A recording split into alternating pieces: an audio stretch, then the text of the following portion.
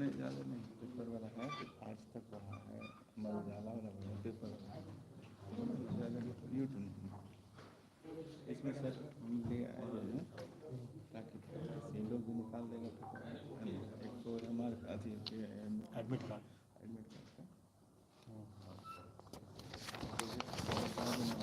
और ये वाला भी दिया है ताकि भी दिखा देंगे है ना लोग भी रहेगा तो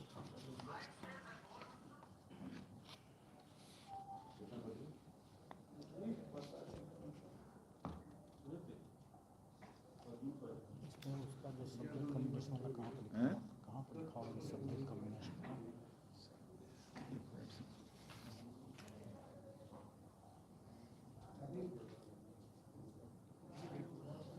जिसमें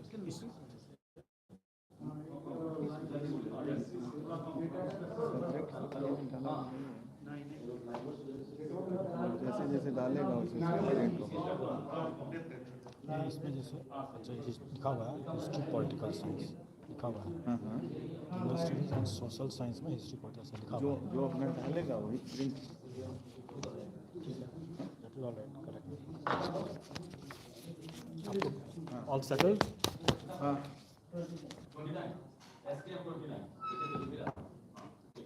आप लोग रेडी हुए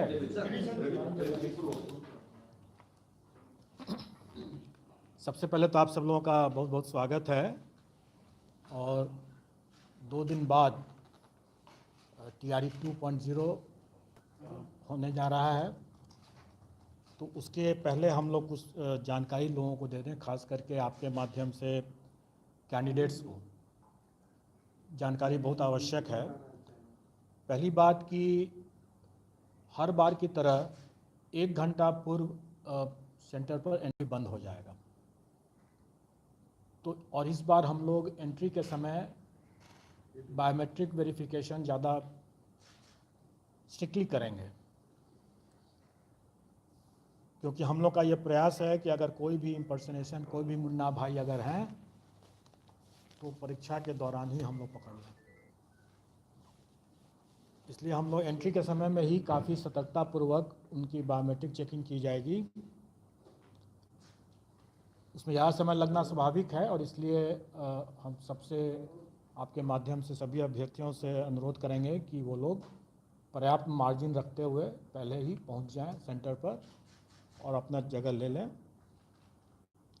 दूसरा कि पिछले बार कैंडिडेट्स लोगों ने कई तरह की गलतियां किया था, जैसे रोल नंबर की गलती एक बहुत प्रमुख गलती थी, कोई एक डिजिट छूट गया, कभी कोई दूसरा डिजिट छूट गया, कोई गलत लिखा गया, तो इसके कारण से जो कठिनाई हुई थी तो इस बार लोगों ने उनके एडमिट कार्ड में, आप लोग देख सकते हैं यहाँ पर ये एडमिट कार्ड का एक नमूना है,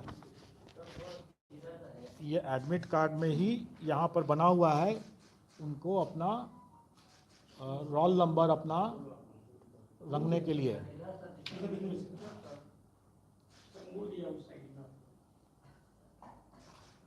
इसमें कोई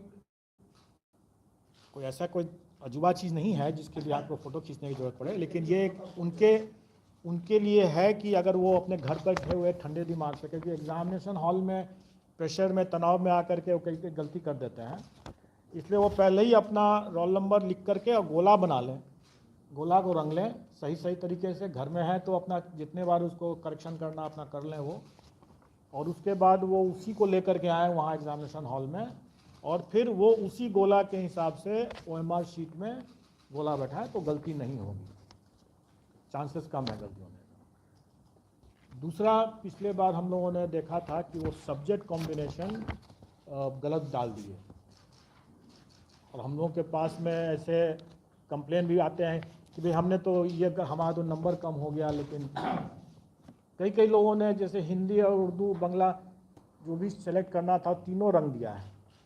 अब आप सुनते रहिए उसमें बैठ कर कि कौन सही है कौन गलत है, और उसके नेचुरली अगर उसका सिलेक्शन नहीं हुआ तो अब कंप्लेन का रोने लग की स्थिति हो जाती है। तो उन सब चीज़ों को ध्यान में रख करके हम लोगों ने इस बार पहले ही साफ़ कर दिया कि हम आवेदन में जो लेंगे, जो आप ठंडे दिमाग से, क्योंकि आप आवेदन भर रहे हैं तो आप ठंडे दिमाग से अपना भर रहे हैं, जो भी सब्जेक्ट कॉम्बिनेशन चुन रहे हैं आप उसी समय चुन लें आराम से, और एग्जामिनेशन हॉल में हम कोई सब्जेक्ट कॉम्बिनेशन आपसे नहीं पूछेंगे, क्योंकि हम पूछते हैं आप गलती करते हैं, फिर उसके बाद कॉम्प्लिकेशंस होता है। आपकी सहूलियत के लिए, मतलब अभ्यर्थियों की सहूलियत के लिए कि उसने क्या सब्जेक्ट कॉम्बिनेशन चुना है। वैसे तो हम लोग ने एडमिट कार्ड इतना नज़दीक है, इसलिए उसको याद तो होना चाहिए कि उसने क्या चुना है, लेकिन फिर भी अगर वो भूल गया कि हमने क्या चुना था, तो यहाँ पर जैसे मैं दिखा रहा हूँ कि यहाँ पर इसका सोशल साइंस का पेपर जैसे है, तो उस नमूना है ये, वैसे रियल केस ही है लेकिन है नमूना के लाया गया है। हिस्ट्री एंड पॉलिटिकल साइंस, इसमें उसका कॉम्बिनेशन अंकित है। तो कहने का मतलब यह है कि अगर कोई भूल भी गया हो अगर वो, कि उसको हिस्ट्री पॉलिटिकल साइंस क्या कॉम्बिनेशन चूज करना है, किसका आंसर देना है, क्योंकि इसके बुकलेट में हिस्ट्री का भी क्वेश्चन रहेगा, पॉलिटिकल साइंस का भी रहेगा, ज्योग्राफी का भी रहेगा और इकोनॉमिक्स का भी रहेगा, लेकिन उसको करना है हिस्ट्री एंड पॉलिटिकल साइंस के। और अगर हिस्ट्री पहले है तो पहला 40 क्वेश्चन जो होगा, मतलब मेन कॉम्बिनेशन पार्ट का, वो हिस्ट्री का करना है, और दूसरा पॉलिटिकल साइंस है तो अंतिम 40 क्वेश्चन जो होगा वो पॉलिटिकल साइंस का ही करना है उसको। क्योंकि जिस सीक्वेंस में यहाँ पर लिखा हुआ है, जिस सीक्वेंस में उसने भरा है, इसी सीक्वेंस में उसको आंसर करना है। और ये सीक्वेंस वहाँ पर दिया हुआ है जो उसने भरा है कि पार्ट ए में हम हिस्ट्री एंड पार्ट बी में हम पॉलिटिकल साइंस, तो उसको उसी हिसाब से प्रथम 40 जो है उसको हिस्ट्री, द्वितीय पॉलिटिकल साइंस, इस तरह से चुनना है।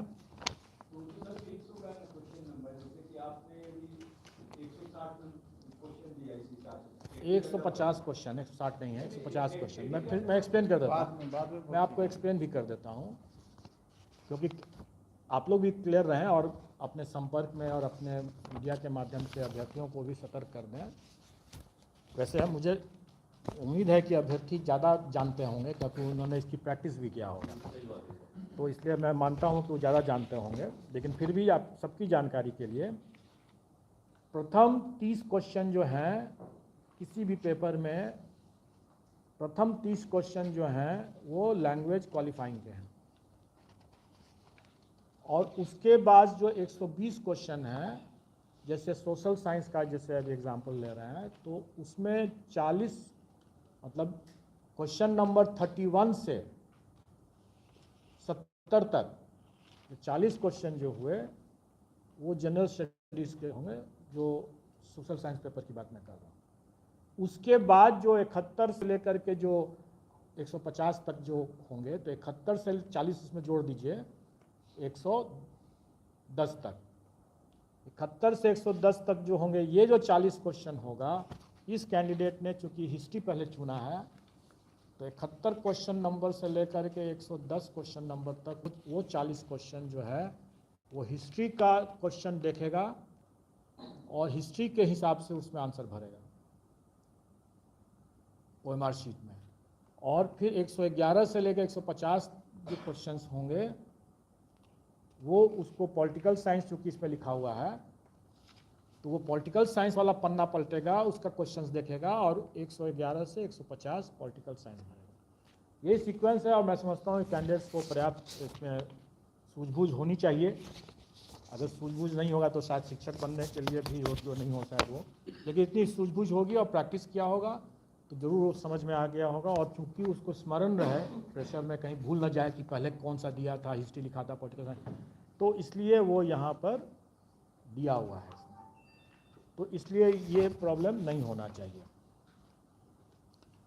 अब रही बात कि इसमें हम लोगों ने पहले पिछले बार भी हम लोगों ने बहुत क्लियर करके रखा था लोगों को कि हम पूरे मुस्तैदी से हम लोग चाहेंगे कि कोई कदाचार मुक्त परीक्षा हो, और इसके लिए हम लोगों ने टेक्नोलॉजी का और बायोमेट्रिक वेरिफिकेशन का पर्याप्त इस बार व्यवस्था किया है। और मैं उम्मीद करता हूं कि इस बार अगर कोई भी, अगर मुन्ना भाई जैसे अगर कुप्रयास करेंगे अगर, तो परीक्षा अवधि में ही पकड़े जाएंगे। और ये भी है कि अगर कोई अभ्यर्थी जो हैं ये भी ध्यान रखेंगे कि कोई गलती न करें अपने जो बेसिक इन्फॉर्मेशन को डालने में, जैसे रोल नंबर इन्फॉर्मेशन को डालने में। हम लोगों ने सीरीज़ को, जो क्वेश्चन सीरीज़ की भी गलती करते थे, तो क्वेश्चन सीरीज़ को इस बार हम लोगों ने हटा दिया है। इसका यह मतलब नहीं है कि क्वेश्चन अलग अलग सीरीज़ के नहीं होंगे, वो क्वेश्चन अलग अलग सीरीज़ के हैं और उसके OMR में वो प्रिंटेड रहेगा पहले से, उनको नहीं प्रिंट करना होगा। लेकिन क्वेश्चन सब अलग अलग सीरीज़ के रहेंगे और रैंडमाइज भी रहेंगे, डबल रैंडमाइज रहेगा, वो सब अपनी जगह पर है ही। अगर कोई सिस्टम में अगर वो ब्रीच करने का कोशिश करेंगे, जैसे फ्लूइड लगा करके करेंगे, डिटेक्ट होने पर अगर सिस्टम अगर उसको डिटेक्ट कर लेता है तब तो उसको वहीं पर वो आउट हो जाएगा। लेकिन अगर सिस्टम नहीं डिटेक्ट करेगा तो भी हम लोग मैनुअली भी चेक करेंगे। इसलिए उनको ध्यान रखना होगा कि भाई इस तरह का कोई कुप्रयास ना करें। कई बार लोग फ्लूइड नहीं, जैसे आजकल जैसे फ्लूइड नहीं लेके जाते हैं, चाइनीज़ पेन लेके जाने की कोशिश करेंगे, या लेकिन आप हमारे OMR में कुछ ऐसे टेक्निक लगा हुआ है इस बार कि वैसा भी कुप्रयास न करें वो, क्योंकि पकड़े जाने पर उसकी खामियाजा बहुत ज़्यादा हो जाएगा। और हम लोगों ने नेगेटिव मार्किंग नहीं रखा है तो हम मान के चलते हैं कि थोड़ा बहुत तो वो लोग अपना अंदाज लगा ही सकते हैं। लेकिन इस तरह का कुप्रयास बिल्कुल ना करें कि नाखून से या ब्लेड से या फ्लूइड लगा करके या चाइनीज़ पेन से इरेज करने का कोशिश करेंगे, क्योंकि हम सबका मैनुअल चेकिंग करेंगे। जो सिस्टम से पकड़ लेगा तो मैनुअल चेकिंग तो होना ही है और इसमें कड़ी कार्रवाई हो जाएगी उस पर। इसलिए वो ऐसा प्रयास ना करें। और कई बार हम लोगों ने देखा है, बल्कि इस परीक्षा में तो उतना नहीं, लेकिन किसी दूसरी परीक्षा में हम लोगों ने देखा, बड़ा अफसोस भी हम लोगों को हुआ कि एक कैंडिडेट ने 8-9 क्वेश्चंस पर क्या किया कि उसको जैसे डाउट होता है कैंडिडेट्स को कोई आंसर पर, तो एक डॉट लगा दिया वहाँ पर। और बाद में उसने सही आंसर दिया है, लेकिन शुरू में अगर डाउट है तो वहाँ पर डॉट लगा दिया। OMR पर डॉट न लगाएं, क्योंकि वो उस कैंडिडेट के केस में हम लोग 8 से 9 क्वेश्चंस को हम लोगों ने हटा दिया। उसका करेक्ट आंसर था, लेकिन चूंकि उसने बगल में दूसरे गोला के अंदर में भी अगर डॉट लगा के रखा था, और हमने जैसा बताया कि हम मैनुअली चेकिंग करते हैं, बहुत अफसोस है मुझे कि उस कैंडिडेट को उसके कारण से नहीं हुआ। अगर कोई संशय है तो अपने बुकलेट में लगाए ना, क्वेश्चन बुकलेट में अपना गोला लगाएं, डॉट लगा दें, बाद में आप उसको भर दें, फाइन। लेकिन अगर OMR में अगर डॉट लगा देते हैं, और मेरा सिस्टम इस बार ज़्यादा तगड़ा है, अपना बुकलेट में लगाएं, बाद में लगाएं, एक ही आंसर लगाएं, एक से अधिक लगाना उनके लिए आत्मघाती हो जाएगा। इसमें सर एक छात्र ने आपसे आग्रह है कि पिछली बार कई जगह से कई अभ्यर्थियों ने कहा कि जो इन्विजिलेटर थे वो क्वेश्चन तक भी ठीक नहीं लगाने दे रहे थे या कोई निशान नहीं, तो आप लोग क्लियर कम्युनिकेशन रखिएगा ताकि इस तरह का वो कई बार अत्यधिक हम लोग एक्टिव हो जाते हैं तो उसका भी नतीजा होता है। देखिए, ऐसे एबरेशन जो हैं, आप इक्का दुक्का केस आप जैसे हो सकता है कि हो, उसको जनरलाइज नहीं कर सकते हैं। ऐसा किसी परीक्षा में अपने क्वेश्चन बुकलेट पर उसको रफ करना, कोई कैलकुलेशन है तो अपना कैलकुलेशन कहाँ करेगा वो? अगर कोई मैथमेटिक्स का कोई सवाल है तो कैलकुलेशन करेगा ना, किसी चीज़ पर करेगा ही, तो कहाँ करेगा वो? इसलिए वो चीज़ नहीं है, वो एक बहुत एक्सट्रीम आप एग्जाम्पल दे रहे हैं, वो ऐसा कोई जनरलाइज नहीं कर सकते हैं उस चीज़ को।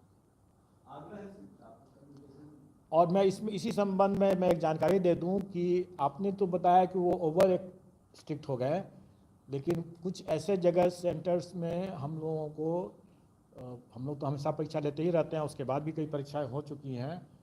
और अभी आपकी जानकारी के लिए बता दूं कि एक सेंटर में जो हमारे स्टैंडर्ड प्रोटोकॉल हैं, जो हमने कई बार पूर्व के अवसरों में बताया है कि कुछ कार्य हम पर्दे के सामने करते हैं और कुछ कार्य पर्दे के पीछे करते हैं, और हमारे लिए दोनों कार्य बहुत महत्वपूर्ण है, बल्कि पर्दे के पीछे का कार्य ज़्यादा महत्वपूर्ण है। और उसमें अगर कोई हमारे स्टैंडर्ड प्रोटोकॉल को, गाइडलाइंस को अगर उल्लंघन करते हैं तो उस पर सख्त कार्रवाई होगी। और आप लोगों की जानकारी के लिए बता दें कि अभी एक सेंटर का नाम तो आपने ले लिया, लेकिन उसकी ज़रूरत नहीं है, सेंटर का नाम लेने की ज़रूरत नहीं है, वैसे सेंटर का नाम ले लिया इन्होंने। वहाँ के सेंटर सुपरिटेंडेंट के टीचर, सेंटर सुपरिटेंडेंट को निलंबित कर दिया गया। वो हमारे एक स्टैंडर्ड प्रोटोकॉल का एक माइनर उल्लंघन था। लेकिन होता क्या है कि अगर माइनर उल्लंघन ही कभी कभी बहुत मतलब आत्मघाती हो सकता है, उसी के कारण से पूरी परीक्षा प्रभावित हो सकती है। तो इसलिए हम लोग अपने इस पर्दे के पीछे के गाइडलाइंस खास करके उसमें अगर कोई एक भी माइनर चूक भी किया, और ये कैसे पकड़ा है, सेंटर सुपरिटेंडेंट ने अगर गलत किया तो वो तो अपने सेंटर में तो वो ऑल इन ऑल है, फिर भी कैसे पकड़ा गया? Very easy. पिछले बार से हम लोगों ने जो कैमरा TRE 1 से जो स्टार्ट किया कैमरा की व्यवस्था, वो आगे की सारी परीक्षाओं में कैमरा की व्यवस्था कर दिया। TRE 1 में नहीं पकड़े गए हैं, TRE 1 की बात नहीं है ये उसके बाद एक और परीक्षा हुई है, उस परीक्षा में उन्होंने लापरवाही बरता, हमारे जो स्टैंडर्ड प्रोटोकॉल हैं उस प्रोटोकॉल का उल्लंघन किया। वो छोटा परीक्षा ही था, लेकिन छोटी परीक्षा में ही अगर आप लापरवाही बरतते हैं तो ये एक बन जाता, कभी वो भय जाता है। आप ब्रेक बिना लगाए वो चले जा रहे हैं, जब तक चले जा रहे हैं तब तक चले जा रहे हैं, और एक्सीडेंट होगा, हम तो ब्रेक ही नहीं लगाए थे, बाकी सब चीज़ तो ठीक ही चला रहे हैं, है ना। सेंटर का नाम बता देते हैं, आपके आदमी का नाम नहीं बताया जाएगा, वो that is not correct. Centre का नाम बता दें। Bankipur girls high school, Bankipur girls high school. तो इसलिए वहाँ मैं सभी आपके मीडिया के माध्यम से सभी सेंटर सुपरिटेंडेंट को भी आगाह करना चाहूँगा कि हम लोग इस बार और ज़ीरो टॉलरेंस पर काम करेंगे।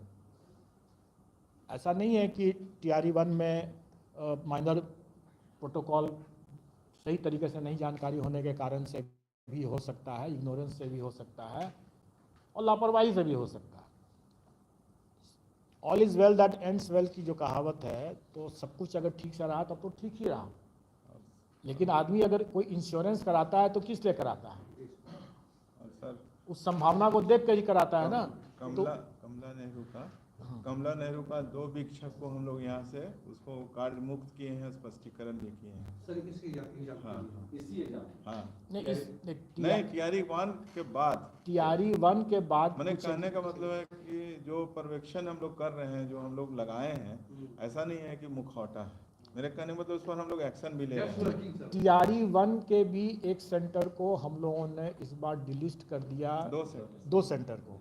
2 सेंटर को डिलिस्ट कर दिया, और उस पर शोकॉज ही पूछा गया है, इसलिए कि हम लोगों ने पाया कि इन्विजिलेशन जो है वो, आप लोग में से कुछ लोग हम समझते हैं कि कमांड एंड कंट्रोल रूम में उस समय होंगे भी, शायद आप लोग भी शायद देखे होंगे कि एक उस अभ्यर्थी पर हम लोग यहाँ से बार बार कह रहे हैं कि तुम उसको जाकर पकड़ो, दोनों बैठ करके आपस में बैठ करके मिलान करके लिख रहा है, और इन्विजिलेटर जाता था बार बार और उस जगह पर नहीं देख करके उसके दूसरे तरफ देखता रहता था। अच्छा सर, यहाँ से आप बोलते थे? यहाँ से हम लोग इंस्ट्रक्शन दिए हैं, फिर भी इन्विजिलेटर उस काम को नहीं कर रहा है, तब हम लोगों ने डिस्ट्रिक्ट मजिस्ट्रेट को वो पूरा वीडियो क्लिपिंग भेज दिया यहाँ से, और उस वीडियो क्लिपिंग फिर वहाँ से मजिस्ट्रेट लोग गए, उन दोनों अभ्यर्थियों को बाहर निकाला गया, वो तो खैर गए ही गए, उस पूरे सेंटर को हम लोग ब्लैक लिस्ट कर दिए। जिला बता दीजिए। छपरा जिला का है और दूसरा पटना जिला का। हाँ, उसको हटा दिया, हम नहीं ले रहे हैं उसको। ब्लैक लिस्ट कर दिया, सेंटर ब्लैक लिस्ट कर दिया हम लोगों ने कि भाई वहाँ पर एक इन्विजिलेटर बार बार, हम लोग यहाँ से इंस्ट्रक्शन हम लोग सब लोग देख रहे थे, आपके कुछ लोग साथी लोग होंगे उस समय कमांड एंड कंट्रोल रूम में। मैं इतनी बातें इसलिए बता रहा हूँ क्योंकि सभी कैमरा की नज़र में है, और इस बार हम लोगों ने कुछ अतिरिक्त कैमरा भी लगाया है, क्योंकि हमें जहाँ लगा कि जहाँ डार्क स्पॉट्स हैं उनको कवर करने के लिए हम लोगों ने बेहतर व्यवस्था करने के लिए किया। आप लोगों ने देखा होगा कि इस बार हम लोगों ने नंबर ऑफ सेंटर्स भी, हम लोग जिला भी हम लोग उसी हिसाब से थोड़ा कम किए हैं, क्योंकि मैनेजमेंट बेटर रहे, कंट्रोल रूम भी बेटर तरीके से हो सके, इसका नंबर ऑफ डिस्ट्रिक्ट्स भी कम किए। सर कितने जिले हो रही परीक्षा 38 के मुकाबले इस बार? 28 जिले हैं ना, आपको दिए 28 जिले हैं, कागज 28 जिले हैं। तो इस हम लोग सेंटर 660 वो आंकड़े मिल जाएंगे, वो आंकड़े तो मिल जाएंगे एग्जैक्टली क्या अलग अलग दिन अलग अलग भी है, क्योंकि पहला दिन तो बहुत कम है, सिर्फ पटना में ही है, फिर 8 और 9 अलग अलग संख्या सबसे ज़्यादा है, फिर 14-15 कम है, तो इसीलिए वो अलग अलग दिन अलग अलग सेंटर्स हैं। मैक्सिमम हम समझते हैं 660 गया, 660 गया है। डिटेल्स ऑफ सेंटर्स बता दें, हाँ, डिटेल्स ऑफ सेंटर्स जो है पटना में जो है अलग अलग टोटल बता दीजिए डेज वाइज। तो डेज वाइज बता दे रहे हैं। 7 नहीं टोटल सभी मिला के हमारे पास है। ग्रैंड टोटल बताते हैं। पटना में 76 है, भोजपुर में 93 है, औरंगाबाद में 38 है, और बांका में डिस्ट्रिक्ट वाइज बताएंगे। हाँ बांका में 34 है, बेगूसराय में 59 है, भागलपुर में 102 है, बक्सर में 16 है, दरभंगा में 100 है, ईस्ट चंपारण मोतिहारी में 34 है, गोपालगंज में 23 है, जहानाबाद में 29 है, कटिहार में 40 है, खगड़िया में 28 है, लखीसराय में 28 है, मधुबनी में 36 है, मुंगेर में 34 है, मुजफ्फरपुर में 169, और नालंदा में 71, नवादा में 36, पूर्णिया में 111, रोहतास में 49, सहरसा में 32, समस्तीपुर में 26, सारण में है 84, सीतामढ़ी में 29, सीवान में 41, वैशाली में 27, वेस्ट चंपारण में 29। टोटल इस तरह से डिफरेंट डेट का अगर मिला ये जो है ये centre into days, centre into days करके सेंटर डेज है, सेंटर डेज है। मैं बता देता हूँ आप टोटल देखिए, मैंने जैसे बताया कि अलग अलग दिन हमारे अलग अलग नंबर ऑफ सेंटर्स हैं। मैक्सिमम जो सेंटर्स गया है 9 तारीख को गया है वो 555 है, और 8 तारीख को 396 है। हाँ ठीक है। और ये जो अभी पहले जो ब्रेकअप जो दिया गया वो चारों जितने दिन है सभी दिन का मिला करके total number of centre into days जो हो रहे हैं वो दिया गया था। और अगर पूरे 555 जो हैं वो मैक्सिमम नंबर ऑफ सेंटर्स एक दिन हुआ है। अगर डेट वाइज नोट करना चाहते हैं तो 7 तारीख को 3 सेंटर है, पटना में ही है सिर्फ। हाँ 7 तारीख को नहीं 7 तारीख को 4 सेंटर है। सेंटर आपको डिस्क्लोज करना जरूरत नहीं है, कैंडिडेट को ही मालूम होना चाहिए। 8 तारीख को 396 है, 9 तारीख को 555 है, 10 तारीख को 151 है, 14 तारीख को 184 है, और 15 तारीख को 184 है। टोटल सब मिला दीजिएगा तो 1474 है। 15 का 184 फिजिकल नंबर यही है। हाँ फिजिकल नंबर यही है, ये तो क्यूमुलेटिव नंबर। हाँ सेंटर वाला सर चलवा दीजिएगा। हैं आप ग्रुप कैसे डाल दीजिए? अच्छा ठीक है डाल देंगे। लेकिन उसमें समझने वाली बात है कि फिजिकल नंबर ऑफ सेंटर्स जो है वो 555 ही मैक्सिमम है। सर एक प्रश्न ये है कि बिहार के एक मिनट सर का पूरा हो जाने दीजिए तो नहीं मैं ओवर हो गया हूँ। आप लोगों को पूछना है तो आप सर बिहार के कितने अभ्यर्थियों ने फॉर्म भरा है, और क्या ये आंकड़ा है कि राज्य भर कितने जो दूसरे राज्य के कितने अभ्यर्थियों का आया है? देखिए मैं नहीं एक मिनट ये राज्य विभाजन वाली बात मत करें आप, देश विभाजन वाली बात मत करें। वो उसका जवाब मैं नहीं दूंगा, उसका डेटा नहीं दिया जाएगा। महिला पुरुष वो ब्रेकअप अभी किया गया है, वो भी ब्रेकअप किया नहीं गया है। नियोजित टीचर का होगा, ब्रेकअप हुआ तो सबका निकलेगा एक साथ। देखिए आप लोग के पास फुर्सत हो सकता है बहुत चीज़ पता करने का, पूछने के लिए। हमारे पास अभी हमारे हाथ बंधे हुए हैं। आपने देखा भी होगा कि अभी हम लोग और आज भी शायद एक रिजल्ट हम लोग निकालने जा रहे हैं जो काफ़ी चिर प्रतीक्षित था। लॉन्ग पेंडिंग रिजल्ट्स हम लोगों ने कितना इस बीच में निकाला। हम लोगों को जो सांस लेने का जो समय मिला उसी समय में हम लोगों ने कई रिजल्ट धड़ाधड़ निकाला है, और आज भी एक रिजल्ट निकलेगा, और कुछ इंटरव्यू भी इस बीच में हुआ। हम लोग अभी इतने विश्लेषण नहीं करते हैं, और हमें इस विश्लेषण करने की आवश्यकता भी नहीं है। और मैं तो राज्य के अंदर और राज्य के बाहर का विश्लेषण करने के सख्त विरोधी हूँ, क्योंकि देश एक है, हम लोग उसको अलग अलग विभाजित नहीं कर सकते।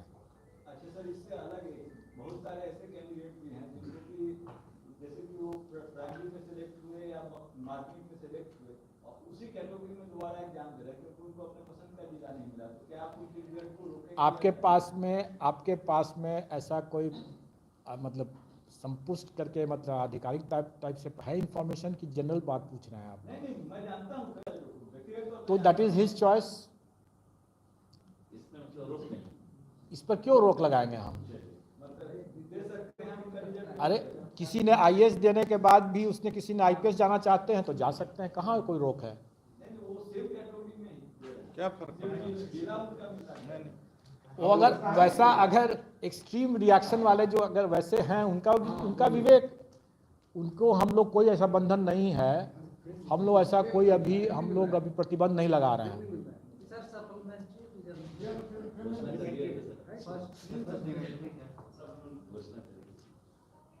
क्या सुनना चाहते हैं? अच्छा, किसी ने ये सोचा कि सप्लीमेंट्री रिजल्ट सेकेंड टीआरई 2 के रिजल्ट के साथ साथ निकालना ज़्यादा लाभकारी होगा या अभी निकालना ज़्यादा लाभकारी होगा? दोनों का दो पॉइंट देखिए मैं इसको एक्सप्लेन कर देता हूँ। अगर कोई कैंडिडेट अगर मान लें, अभी तो जैसे उन्होंने एक्सट्रीम एग्जांपल दिया कि ऑलरेडी उस कैटेगरी में मात्र जिला के कारण से दोबारा परीक्षा देने के लिए तैयार बैठा है, तो खैर वो एक्सट्रीम एबरेशन है, उसकी बात ना करें हम लोग। लेकिन इतना तो स्वाभाविक है कि जो भी कैंडिडेट को अगर मिला होगा, इस बार रिजल्ट आया है, उसमें अगर उसको अपने प्रॉस्पेक्ट्स बेटर आते हैं, जैसे प्राइमरी का है तो इस बार प्राइमरी में आया है, वो हो सकता है कि ज़रूर देगा वो अगले बार के लिए कि मिडिल के लिए आने के लिए या हाई स्कूल के लिए आने के लिए या हायर सेकेंडरी में जाने के लिए वो करेगा, उसका वो हक है, वो दे सकता है। अगर जो ऑलरेडी जिनका रिजल्ट निकल चुका है, जब वो ये काम कर सकते हैं और जब ऐसा होगा उनका सिलेक्शन हायर क्लास में, तो पिछला फिर से खाली होगा। तो जो अगर सप्लीमेंट्री वाले भी अगर यही काम करेंगे कर ही सकते हैं। अब सप्लीमेंट्री के जो भी फिगर्स हमारे पास वैकेंसी आया है उसमें हमने उतने लोगों को दे दिया, रिजल्ट अभी दे दिया। फिर इन लोगों का ये लोग दोबारा परीक्षा तो देंगे ही देंगे, ऐसा नहीं कि नहीं छोड़ेगा, देना ही है उसको, इसलिए देगा। एक तो तैयारी हो गया है इसका, दूसरा बेटर प्रॉस्पेक्ट्स के लिए वो देगा ही देगा। देने के बाद इन सप्लीमेंट्री रिजल्ट वाले लोगों का भी सिलेक्शन होगा, उसमें से कुछ का फिर से खाली हो जाएगा। तो एक तरीका ये भी हो सकता है कि हम उस जितने इस तरह से खाली होते हैं उनको फिर से आगे उसको टीआरई 2 के सप्लीमेंट्री में करें फिर उसका, क्योंकि जाएगा टीआरई 2 में अब वो, क्योंकि टीआरई 2 की परीक्षा हो रही। दूसरा ये हो सकता है कि अगर उसका टीआरई 2 में हो गया और इधर हमने सप्लीमेंट्री नहीं निकाला, तो वो कैंडिडेट जो कंसिडरेशन जोन में टीआरई 2 में स्वतः आ गए, उनको तो छोड़ करके हम टीआरई 1 का सप्लीमेंट्री निकालेंगे ना। तो उस समय हम ज़्यादा लोगों को हम टीआरई 1 में अकोमोडेट कर सकते हैं, क्योंकि उतनी वैकेंसी है हमारे पास। जो लोग ऑलरेडी टीआरई 2 में चला ही गया, तो टीआरई 1 का वो जो 4700-4800 जितना भी आया है वैकेंसी, उतना में जो लोग टीआरई 2 में चले जाएंगे, तो उनको काहे के लिए हम टीआरई 1 में देकर बर्बाद करेंगे? उनका वेस्टेज होगा नाउ। इसलिए मैंने आप लोगों से पूछा है कि इसके दोनों पहलू हैं।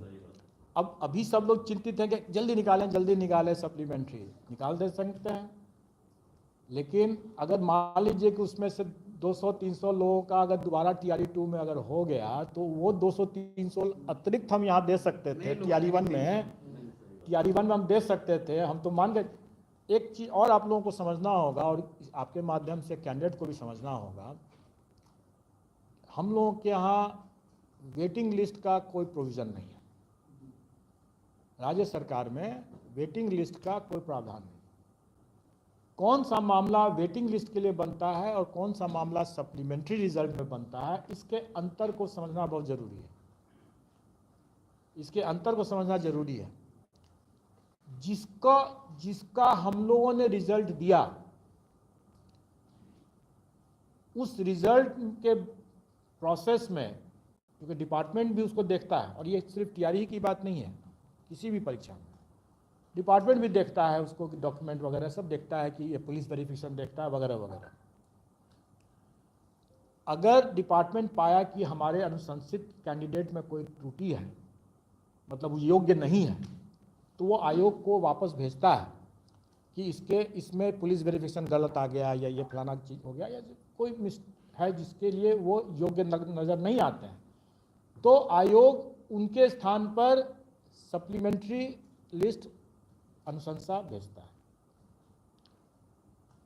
तो जो जिनको अभी वैसे कैंडिडेट जिनको अभी कोई ऑफर लेटर नहीं मिला, अभी ऑफर लेटर नहीं मिला, अभी डिपार्टमेंट अपने स्तर से उसकी चेकिंग किया और चेकिंग करके अनुशंसा को वापस किया और हम लोगों ने उसके जगह पर नई अनुशंसा भेजा, तो ये सप्लीमेंट्री रिजल्ट का मामला बना। ठीक है, लेकिन एक बार अगर उस अनुशंसा पर डिपार्टमेंट ओके कर देता है उसको, तब उसको ऑफर दिया जाता है। और एक बार जब ऑफर हो गया तो अब उसका विवेक है, अभ्यर्थी का, जो सिलेक्टेड कैंडिडेट का है, कि वो ज्वाइन करे ना करे।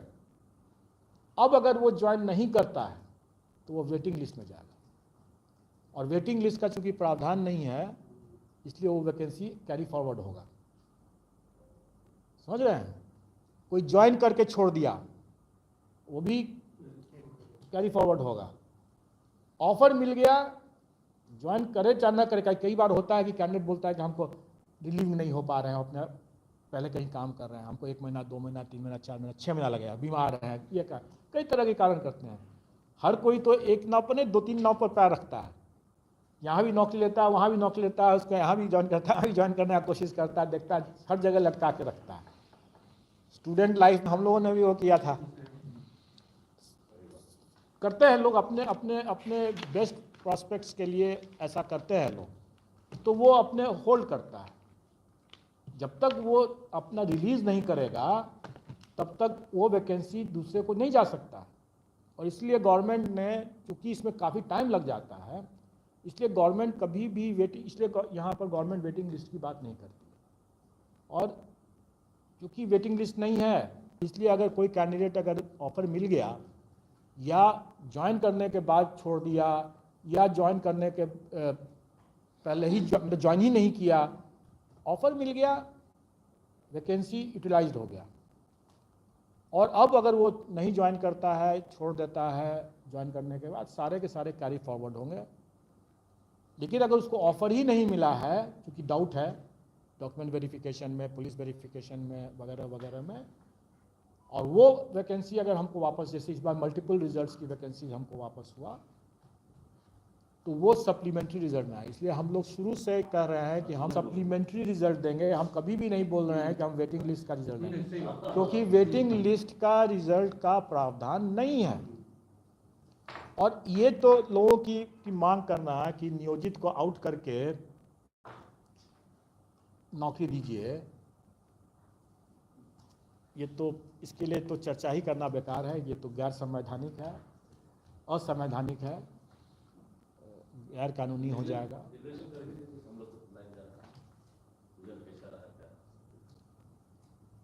हम लोग रिजल्ट तब निकालेंगे जब हमारा तैयार हो जाएगा। और जैसे मैंने पहले ही बताया कि हमारे पास कई पेंडेंसी है और हमारी ये प्रायोरिटी में नहीं है। TRE 1 का सप्लीमेंट्री रिजल्ट निकालना मेरी प्रायोरिटी, टॉप प्रायोरिटी नहीं है।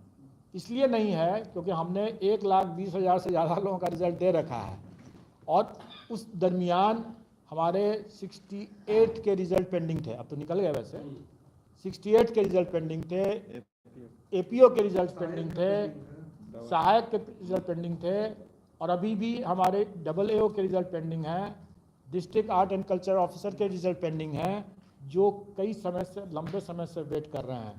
पहली हमारी प्राथमिकता वो है, और हमारा TRE 1 का सप्लीमेंट्री रिजल्ट तभी निकलेगा जब हम तैयार हो जाएंगे उसके लिए। हो सकता है हम कल तैयार हो जाएं, परसों तैयार हो जाएं, हो सकता है हम 1 सप्ताह के बाद तैयार हों। नहीं, हमने तो आपको एक बताया कि TRE 2 के साथ अगर हम करते हैं तो उसके क्या लाभ हैं,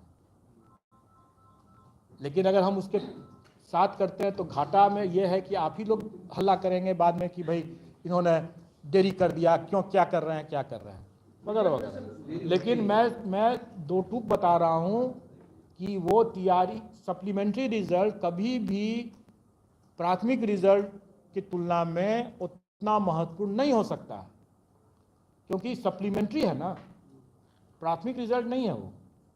प्राइमरी रिजल्ट अगर होता, मेन रिजल्ट अगर होता तो हम उसकी प्राथमिकता दिया, जो कि दिया भी गया। सप्लीमेंट्री रिजल्ट हमारी प्राथमिकता नहीं हो सकती है, वो भी तब जब हमारे पास ढेर सारे दूसरे परीक्षाओं जो लंबे समय से उसकी परीक्षा पर लंबित है, हमारी प्रथम प्राथमिकता वो है। अब ये दूसरी बात है कि हम उसमें से देखेंगे और हमारी जब तैयारी हो जाएगी, वो तैयारी सप्लीमेंट्री रिजल्ट का अगर हो जाता है तो अगर तैयारी हो जाएगा तो हम कल निकाल देंगे, अगर तैयारी नहीं होता है तो हम 1 सप्ताह के बाद भी निकालेंगे, लेकिन हम कोई कमिटमेंट नहीं करेंगे उसमें। सर NIOS के जो है डीएलएड वाले उनको तो सर मौका नहीं मिलेगा। देखिए, उसमें माननीय सर्वोच्च न्यायालय का जो आदेश है और एक्चुअली एनसीटी का जो गाइडलाइंस भी था, उस गाइडलाइन से एनसीटी विचलित हो गया, अपने ही गाइडलाइन से विचलित हो गया। ठीक है, न्यायाधीश के आलोक में ही विचलित हुआ, जिस पर कि माननीय सर्वोच्च न्यायालय ने आश्चर्य भी व्यक्त किया। लेकिन वो प्रावधान क्या था? NIOS के द्वारा डिप्लोमा करने के लिए वो इस पृष्ठभूमि में था कि RTE जब आया तो उस समय कई शिक्षक पहले से कार्य कर रहे थे और RTE में क्वालिटी एजुकेशन भी उसका एक इम्पॉर्टेंट एलिमेंट है RTE का। तो उसमें यह हुआ कि वैसे टीचर्स को अपग्रेड करने के लिए, उनको उनकी गुणवत्ता में लाने के लिए, उनको प्रशिक्षण देने के लिए ये DLED की व्यवस्था, जिसमें कि 6 महीने कम, मतलब शॉर्ट ड्यूरेशन DLED की व्यवस्था की गई, जो NIOS के द्वारा दिया गया। लेकिन ये जो पूर्व से जो कार्यरत टीचर्स थे, उनके लिए ये प्रशिक्षण के लिए ये व्यवस्था थी। ऐसा नहीं था कि कोई एकदम नया कोई टीचर आ रहा है, पहले उसी कारण से ज्वाइन कर रहा है, ऐसी बात नहीं थी। नए अभ्यर्थी के लिए नहीं था, जो पहले से जो अनुभवी जो टीचर चले आ रहे हैं। माननीय सर्वोच्च न्यायालय का जो आदेश निकला हुआ है, उसमें उन्होंने उनके द्वारा एक डेट भी दिया हुआ है, शायद 10/8/2017 के उसके पूर्व जो कार्यरत थे, उन्हीं का NIOS के द्वारा DLED जो था है वो वैलिड माना जाएगा, उसके बाद का नहीं।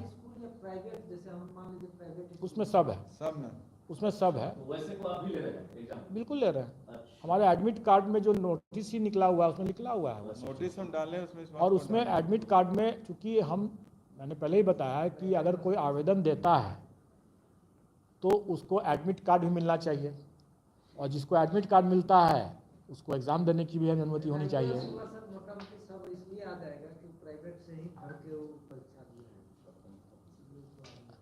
अगर कोई ऐसा फर्जीवाड़ा करते हैं तो वैसे पहले ही मैंने बताया कि बहुत से लोग फर्जीवाड़ा करके BED वर्सेस BTC में अगर फर्जीवाड़ा करके आए हैं, आज नहीं तो कल पकड़े ही जाएंगे।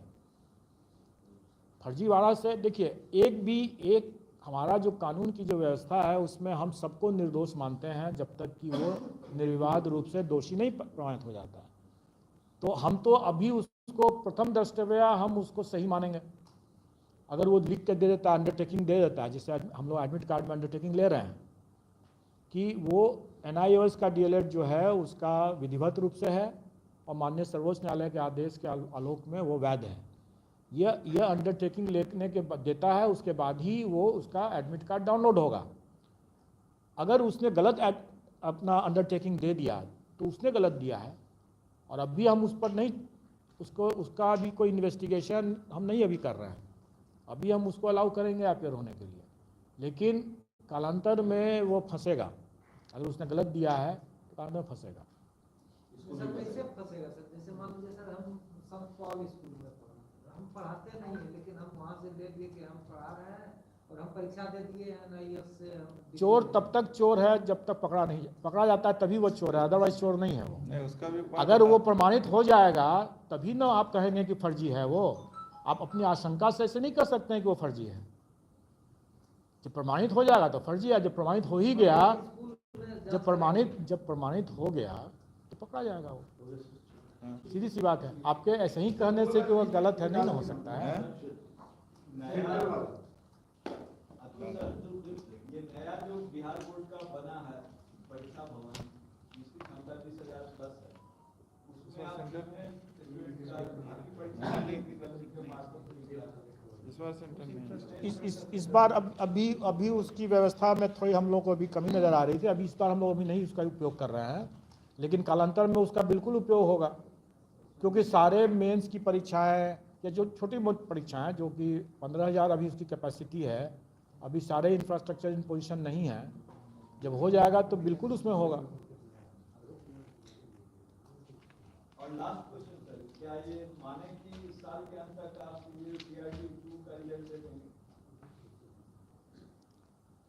अगर आप ये चाहते हैं कि हम लोग यहीं पर मतलब 24 घंटा काम करें, 15 दिन 24 घंटा काम करें, तब भी शायद न हो। हमारे लिए 48 घंटा कर दीजिए, मैं दे दूंगा।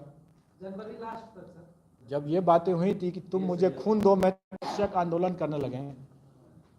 बात तो सही है। रीजनेबल डिमांड जो है वो रीजनेबल होना चाहिए। ऐसे ही डिमांड रेज करने के लिए डिमांड नहीं होना चाहिए। 21 जनवरी या फिर फरवरी 15 फरवरी कुछ ऐसा टेंटेटिव अगर दे देते स्टूडेंट को ध्यान इतना देना। निश्चित तौर पर मैं रिजल्ट देख करके ही जाऊंगा यहाँ से। अभी आप सब लोग से मैं यही अपेक्षा करता हूँ कि जैसे मीडिया तो सबके आँख नाक कान होते हैं, हमारी परीक्षाएं होने वाली हैं।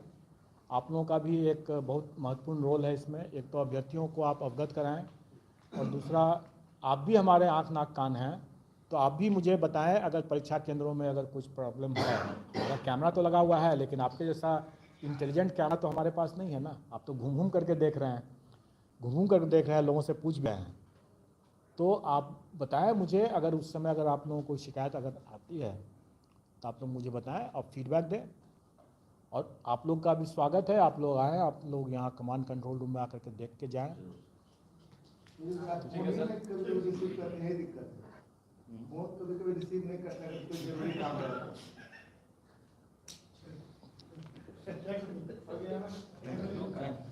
धन्यवाद। नहीं, अब लोग